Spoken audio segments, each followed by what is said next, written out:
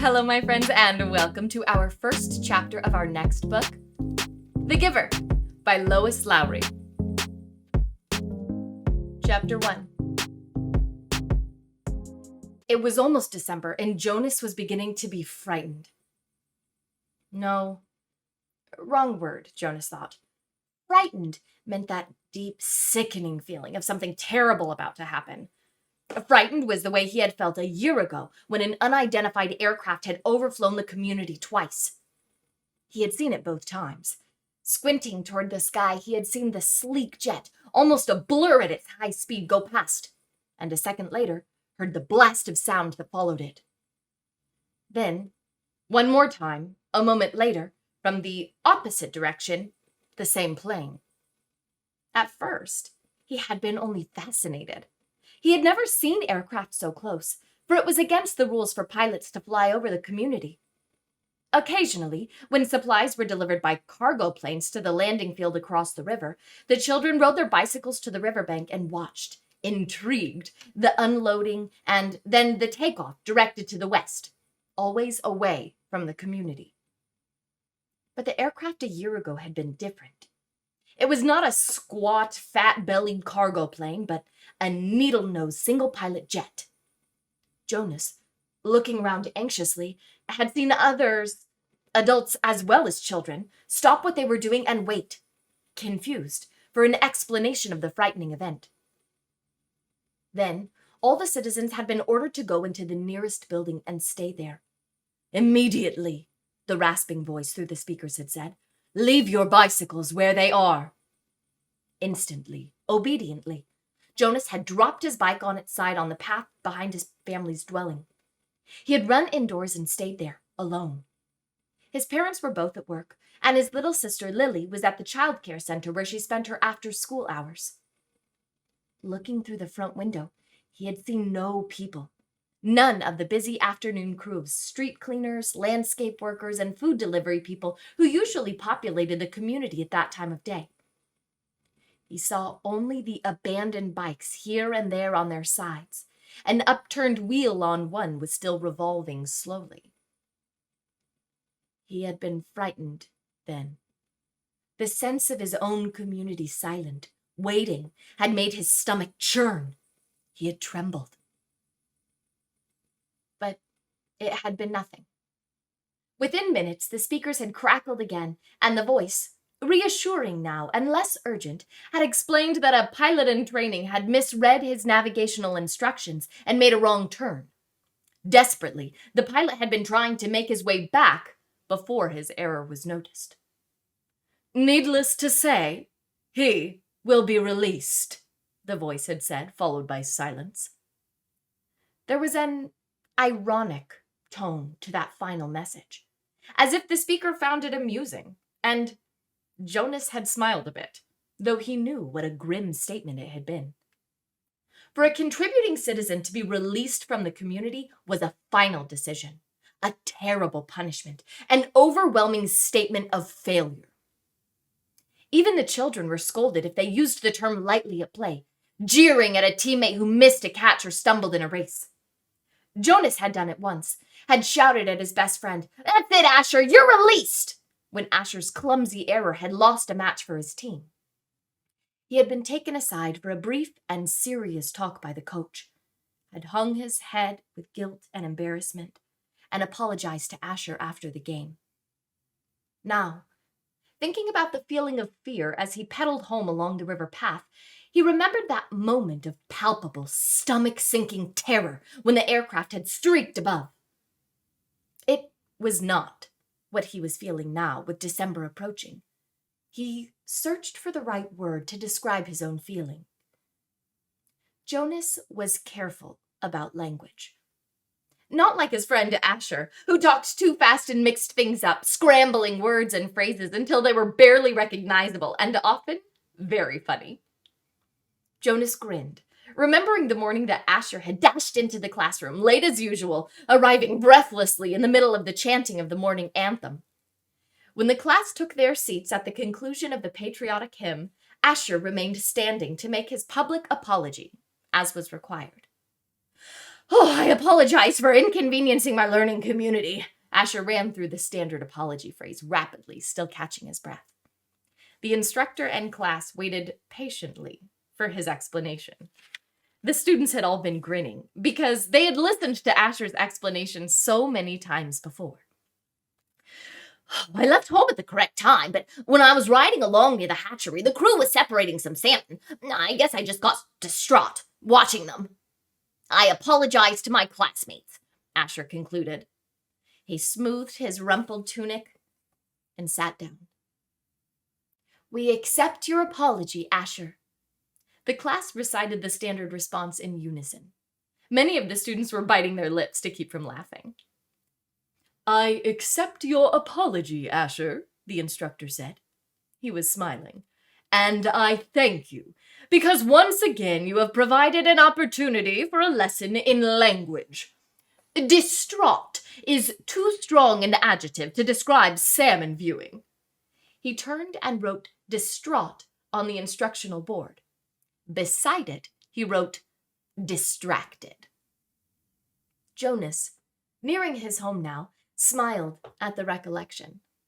Thinking, still, as he wheeled his bike into its narrow port beside the door, he realized that frightened was the wrong word to describe his feelings now that December was almost here. It was too strong an adjective. He had waited a long time for this special December. Now that it was almost upon him, he wasn't frightened, but he was eager, he decided. He was eager for it to come. And he was excited, certainly. All of the 11s were excited about the event that would be coming so soon. But there was a little shudder of nervousness when he thought about it, about what might happen. Apprehensive, Jonas decided. That's what I am. Who wants to be the first tonight for feelings? Jonas'S father asked at the conclusion of their evening meal. It was one of the rituals, the evening telling of feelings. Sometimes Jonas and his sister Lily argued over turns, over who would get to go first. Their parents, of course, were part of the ritual. They, too, told their feelings each evening. But, like all parents, all adults, they didn't fight and wheedle for their turn. Nor did Jonas tonight. His feelings were too complicated this evening. He wanted to share them, but he wasn't eager to begin the process of sifting through his own complicated emotions, even with the help that he knew his parents could give. You go, Lily, he said, seeing his sister, who was much younger, only a 7, wiggling with impatience in her chair. I felt very angry this afternoon, Lily announced. My childcare group was at the play area, and we had a visiting group of 7s, and they didn't obey the rules at all. One of them, a male, I don't know his name, kept going right to the front of the line for the slide, even though the rest of us were all waiting. I felt so angry at him. I made my hand into a fist like this. She held up her clenched fist, and the rest of the family smiled at her small, defiant gesture. Why do you think the visitors didn't obey the rules? Mother asked. Lily considered and shook her head. I don't know. They acted like animals, Jonas suggested. He laughed. That's right, Lily said, laughing too. Like animals. Neither child knew what the word meant exactly, but it was often used to describe someone uneducated or clumsy, someone who didn't fit in. Where were the visitors from? Father asked. Lily frowned, trying to remember. Our leader told us when he made the welcome speech, but I can't remember. I guess I wasn't paying attention. It was from another community. They had to leave very early, and they had their midday meal on the bus. Mother nodded. Do you think it's possible that their rules may be different? And so they simply didn't know what your play area rules were? Lily shrugged and nodded. I suppose. Well, you've visited other communities, haven't you? Jonas asked. My group has, often. Lily nodded again. When we were sixes, we went and shared a whole school day with a group of sixes in their community. How did you feel when you were there? Lily frowned. I felt strange, because their methods were different. They were learning usages that my group hadn't learned yet, so we felt stupid. Father was listening with interest. I'm thinking, Lily, he said, about the boy who didn't obey the rules today. Do you think it's possible that he felt strange and stupid, being in a new place with rules that he didn't know about? Lily pondered that. Yes, she said finally. I feel a little sorry for him, Jonas said, even though I don't even know him. I feel sorry for anyone who is in a place where he feels strange and stupid. How do you feel now, Lily? Father asked. Still angry? I guess not, Lily decided. I guess I feel a little sorry for him. And sorry I made a fist. She grinned. Jonas smiled back at his sister. Lily's feelings were always straightforward, fairly simple, usually easy to resolve. He guessed that his own had been too when he was a 7. He listened politely, though not very attentively, while his father took his turn, describing a feeling of worry that he'd had that day at work, a concern about one of the new children that wasn't doing well. Jonas's father's title was nurturer. He and the other nurturers were responsible for all the physical and emotional needs of every new child during its earliest life. It was a very important job, Jonas knew, but it wasn't one that interested him much. Well, what gender is it? Lily asked. Male, Father said. He's a sweet little male with a lovely disposition, but he isn't growing as fast as he should, and he doesn't sleep soundly. We have him in an extra care section for supplementary nurturing, but the committee's beginning to talk about releasing him. Oh, no, Mother murmured sympathetically. I know how sad that must make you feel. Jonas and Lily both nodded sympathetically as well. Release of new children was always sad, because they hadn't had a chance to enjoy life within the community yet, and they hadn't done anything wrong. There were only 2 occasions of release which were not punishment. Release of the elderly, which was a time of celebration for a life well and fully lived, and release of a new child, which always brought a sense of what could we have done. This was especially troubling for the nurturers, like Father, who felt they had failed somehow, but it happened very rarely. Well, Father said, I'm going to keep trying. I may ask the committee for permission to bring him here at night, if you don't mind. You know what the night crew nurturers are like. I think this little guy needs something extra. Of course, Mother said, and Jonas and Lily nodded. They had heard Father complain about the night crews before. It was a lesser job, night crew nurturing, assigned to those who lacked the interest or skills or insights for the more vital jobs of the daytime hours. Most of the people in the night crew had not even been given spouses because they lacked, somehow, the essential capacity to connect to others, which was required for the creation of a family unit. Well, maybe we could even try to keep him, Lily suggested sweetly, trying to look innocent. The look was fake, Jonas knew. They all knew. Lily, Mother reminded her, smiling, you know the rules. 2 children, 1 male, 1 female, to each family unit. It was written very clearly in the rules. Lily giggled. Well, she said, I thought maybe just this once.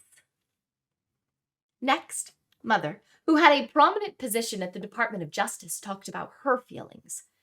Today, a repeat offender had been brought before her, someone who had broken the rules before. Someone who, she hoped, had been adequately and fairly punished, and who had been restored to his place, to his job, his home, his family unit. To see him brought before her a second time caused her overwhelming feelings of frustration and anger, and even guilt, that she hadn't made a difference in his life. I feel frightened, too, for him, she confessed. You know there's no third chance. The rules say that if there's a third transgression, he simply has to be released. Jonas shivered. He knew it happened. There was even a boy in his group of 11s whose father had been released years before. No one ever mentioned it. The disgrace was unspeakable. It was hard to imagine. Lily stood up and went to her mother. She stroked her mother's arm. From his place at the table, Father reached over and took her hand. Jonas reached for her other. One by one, they comforted her. Soon, she smiled, thanked them, and murmured that she felt soothed. The ritual continued. Jonas, Father asked, your last tonight? Jonas sighed.